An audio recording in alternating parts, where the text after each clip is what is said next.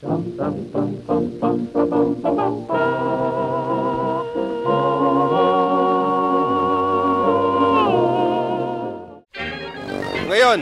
pag-uusapan naman natin ang utang na loob. Dahil mukhang matindi yung pagpapahalaga ng mga Pinoy sa utang na loob.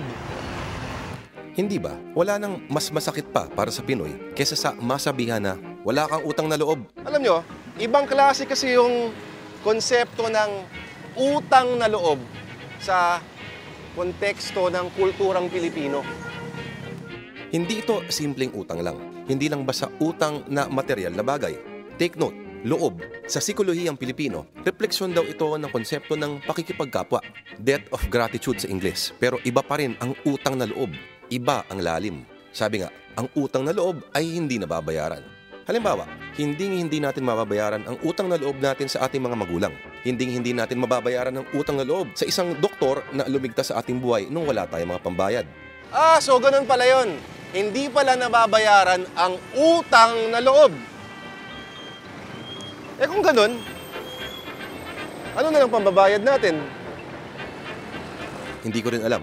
Pero sabi nila, ang utang na loob ay panghabang buhay na dapat tanawin. Maganda naman yung magpasalamat para sa isang kagandahang ginawa para sa'yo. Pero aminin natin, itong utang na loob minsan ay may hindi magandang epekto sa ating kultura. Sa mga pelikulang Pilipino, may utang na loob si Paquito Diaz kay Eddie Garcia. Kaya lahat ng gustong ipagawang krimen ni Eddie Garcia laban kay FPJ ay susundin niya. Utang na loob kasi. Pero sa gobyerno, usong-uso din ang utang na loob.